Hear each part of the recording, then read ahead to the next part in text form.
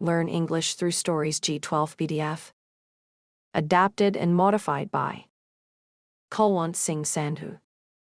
Contents: 1.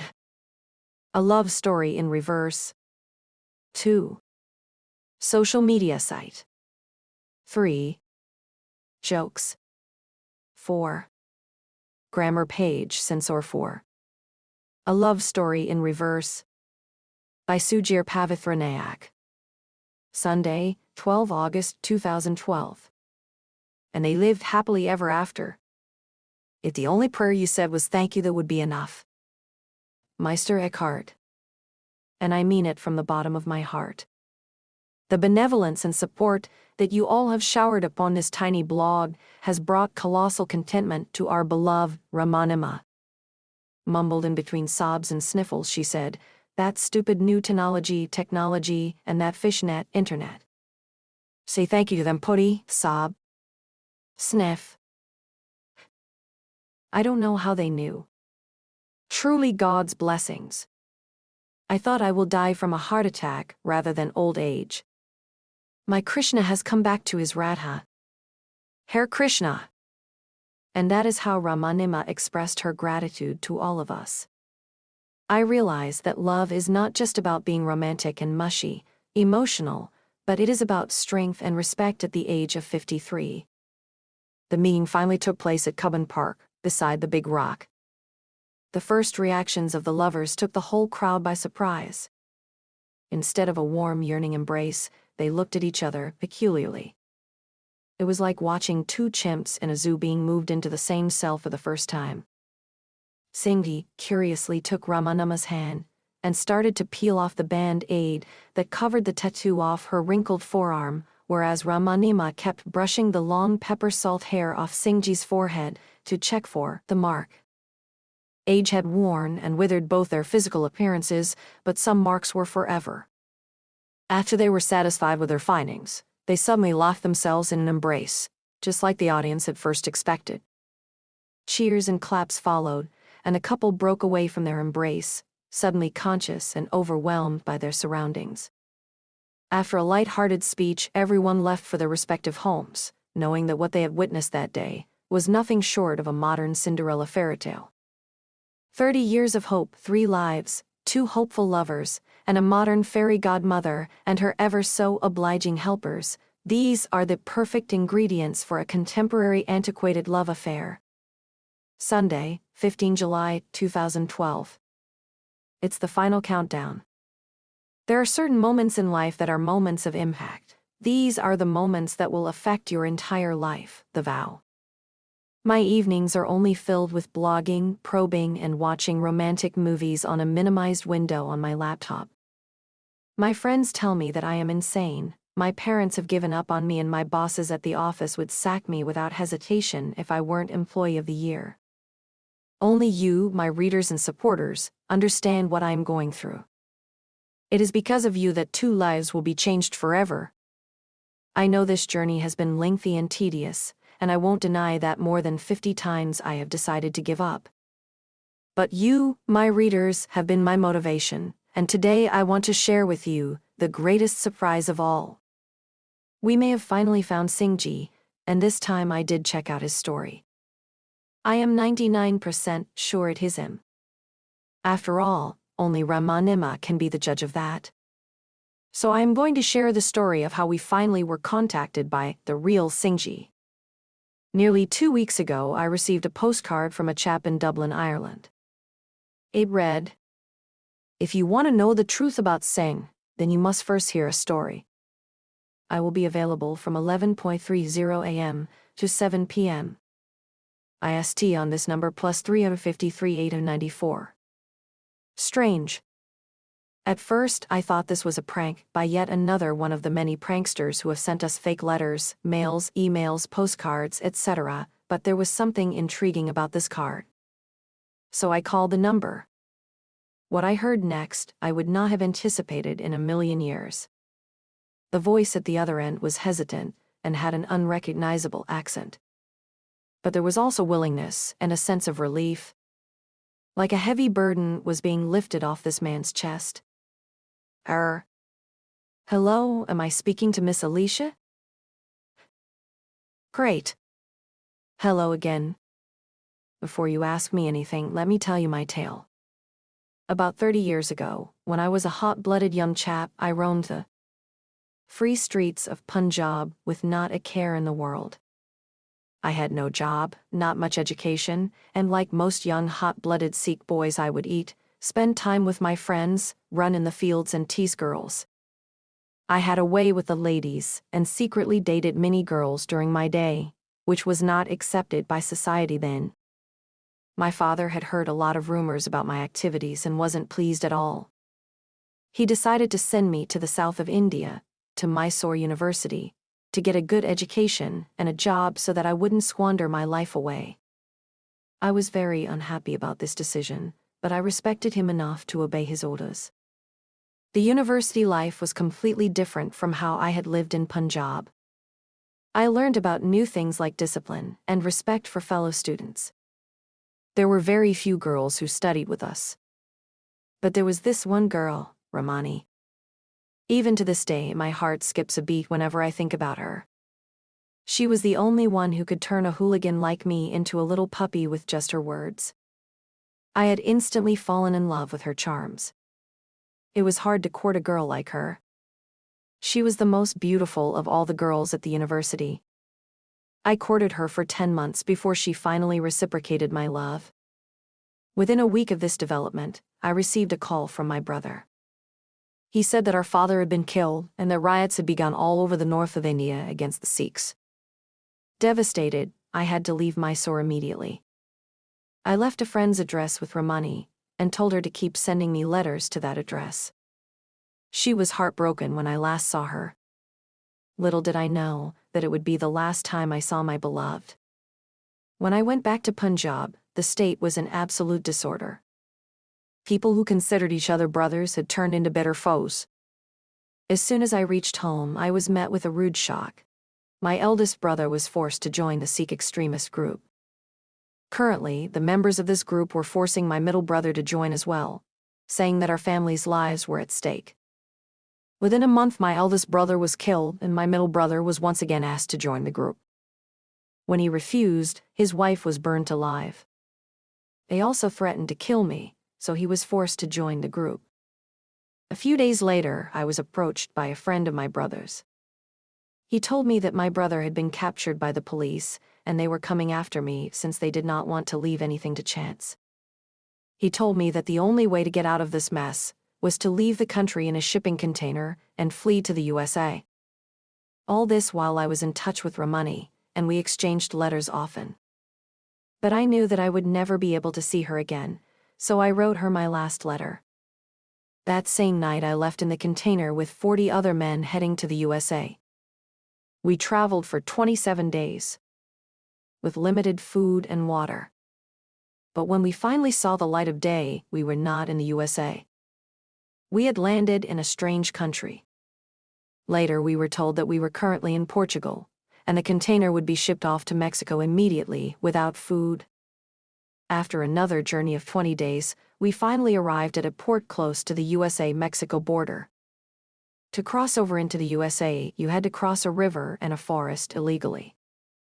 On the river, a bridge was being constructed, and the workers took a break for 50 minutes every day.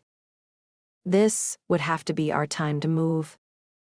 All in a span of 50 minutes, we had to swim across the vast river.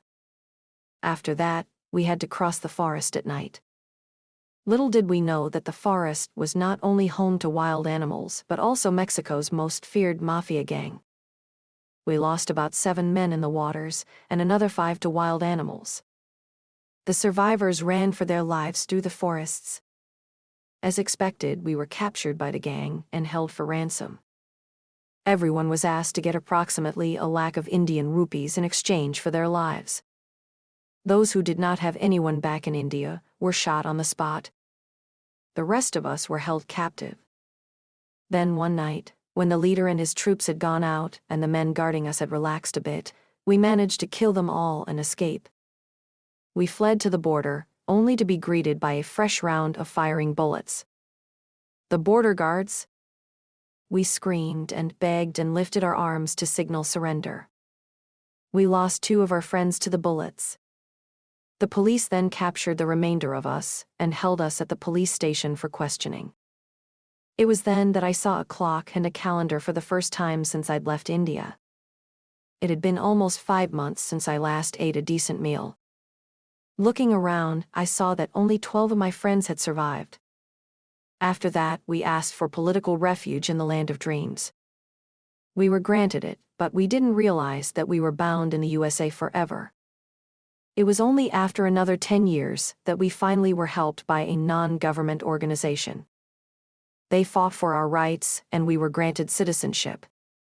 After that, I joined a few other Indians and set up a small spare parts business. And from there was no turning back. Today, I head the Europe zone of the company. I have never traveled to India, nor tried to contact Ramani. Call it spinelessness or cowardice, but the truth is that I never wanted to see Ramani with any other man. Somewhere deep down, I was still that same hot-blooded Sikh. Then about 3 months ago, my friend from Punjab called me up to say that some girl had come to our old home and had been asking about me. He sent me the details from the business card you had left. I used the internet to find you, and what I came across was simply unbelievable. How much you had dedicated your life to finding me. I was ashamed. It took me 3 months to decide if I should contact you, and I am glad I did. Alicia, I know this must be too much to take in. And if you still don't believe me, just ask Ramani to show you the tattoo on her hand. It will read Shyam, which is another name for Lord Krishna. And tell her you have found her Krishna for her. Also, don't forget to add that her Krishna has a scar on his forehead from the day he cut himself while fighting 13 boys in college to prove his love for her. You believe me, Alicia? I was flooded with emotion. I actually had a lump in my throat. It was different, it was victory mixed with a sense of witnessing true love unfold. And I justly have to thank and give most of the credit to my friends who supported us through our blockbuster journey which we made together. The wait has finally ended for all of us. The location is booked, and the message has been spread. We all gather at the Rock in Cubbon Park, near the Victoria statue, at 4 p.m. sharp on the 12th August 2012. Let us all be dressed in something red, symbolizing love, when we bear witness to this stunning moment in front of our eyes. Oh God! I am so wound up. I'm finding it difficult to get myself to wait for a month. Imagine having to wait for 30 years. Sunday, 1 April 2012.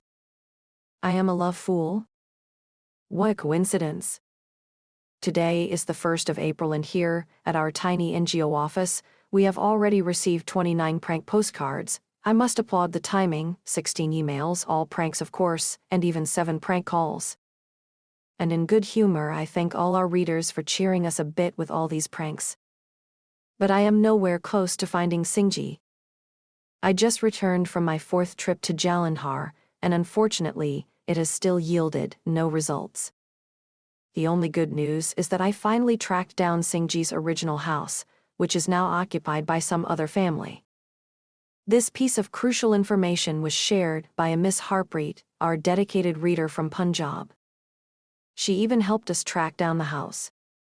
I am really overwhelmed at how much support we have been receiving from all our beloved readers. Thanks again, guys. I can never really thank you guys enough. Let me tell you why this story is so important. I have been in and out of relationships and no one has really stuck on. And I am sure that most people today think that commitment is something that weighs us down.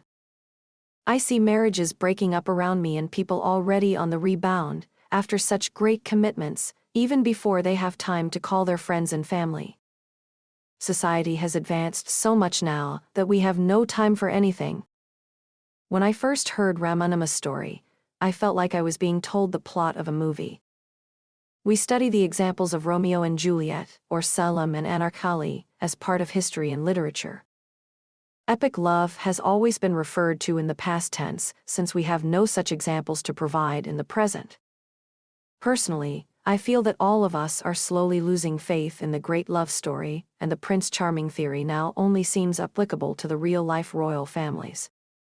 My cause is a little selfish, I must state. I have never found true love.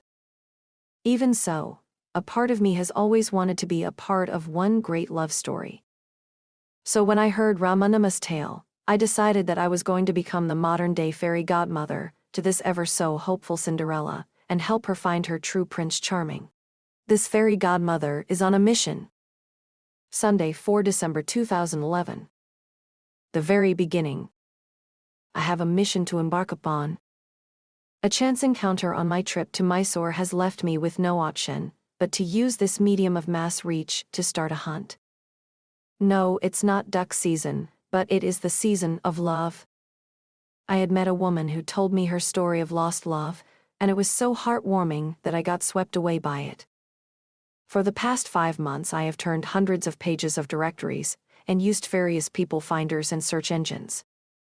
I've traveled 3 times to Jalandhar, Punjab, and even carefully tracked the Mysore University records from 1982 to 1985 just to be thorough in finding M.R. Gurmeet Singh, the hero of our love story. I was driving from Bangalore to Mysore with a couple of friends, when one of my friends suddenly had to pee. And since we were passing a village, we randomly knocked on the door of a pretty house. A sweet middle-aged woman opened the door and welcomed us into her home. We had an instant connection with her, and told her that we were on our way to the Mysore University, and one thing led to another, and suddenly we were listening to a story which changed our lives. Ramani, lovingly known to us as Ramanima, was a student at the university 30 years ago. While studying there, she fell in love with a Sikh boy. She had her best memories there, and she narrated her story with such passion that we got lost in the details. In fact, right from the first moment she laid eyes on him, she knew he was the one. How can anyone know that? But while India may have got her freedom, society was still bound by tradition and love was misunderstood. The stolen glances, the meetings in the park, the large group of friends accompanying them on their outings, it was all like a 1960s movie.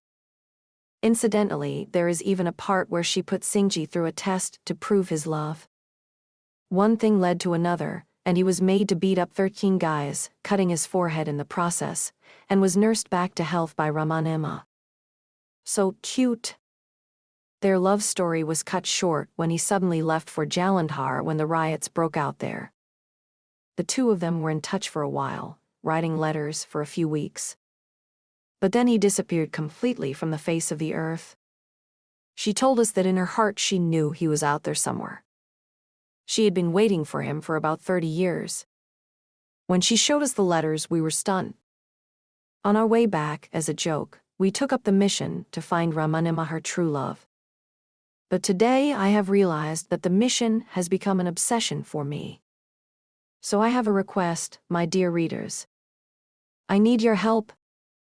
Anyone interested in helping me out can post their comments on this blog or write to me at missionrs@gmail.com. I am also starting a Facebook page. Please like it and spread the word. Together, we can make a miracle happen, and we will. 2. Social media sites. With the cut-edge technology of today, we can communicate with other people throughout the world without almost any difficulty. Many people claim that this is a good thing in uniting people together, while other people believe that social media influence young people negatively to their ability to form meaningful relationships. Like any other channels of communication such as television, radio, newspapers, etc., social media sites have their own pros and cons. Before we discuss the merits and demerits of social, let's first consider what is meaningful relationship. Meaningful relationship is based on mutuality between two people. Openness and honesty. Affection and trust.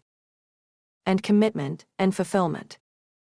People have a choice to meet either in person or on the internet, face-to-face or screen-to-screen. Meeting people in real world is very different from seeing people on screen. When we meet people face-to-face, we not only share words, but also facial expressions and gestures. Body language cues tell us a lot more about person's behavior and feeling, and we converse at almost equal level. However, this medium of communication is not suitable for everyone. Some people are self-conscious, and it takes them long time even to break ice. Face-to-face experience intimidates them. It is much better for them to start exchange messages in small chunks. 3. Jokes. Houses of daughters-in-law and daughters. Rolda was only 10 years old when he married his young bride Roldi. The village of Rolda was near Kaprthala, and the village of Roldi was near Hoshiarpur. One day, when he was 20, his mother patted him on the back and said, "Rolda, go and bring your wife." Those were the good old days, when people had to walk long distances from one place to another, and the travelers had to ask for shelter for the night. The requests were generally granted. What happened to Rukta's request? Rolda walked all day. He was near Adampur when the night fell. He met an old man walking near a village. Rolda asked, "Is there a dharmshala in the village?" The man replied, "There is, but it is locked because the pundit has gone to Hardwar. You have to knock at other people's houses and ask for shelter." Rolda knocked at a door and asked for one night's stay. The old man snapped back, "Sorry, young man, we have young bahas and bitties in this house, try next door." He tried next door. This house also had young bahas and biddies, and the young man was asked to try the next door. He tried a number of houses, and to his dismay, he got the same answer everywhere. Dejected and tired, he sat on the village platform for a while. It was a cold night. He gathered his courage and thought, "I must try at least one more house." He knocked at the door. An old lady holding a thapi wooden washing bat opened the door and asked, "Oh, pewter, what do you want?" "Mataji, do you have young bahas and biddies in your house?" "Yes, why do you ask?" inquired Mataji suspiciously. "I want to spend the night here, it is very cold outside," replied Rolda. No sooner had he said this than Mataji started beating him with the thapi. 4. Grammar page.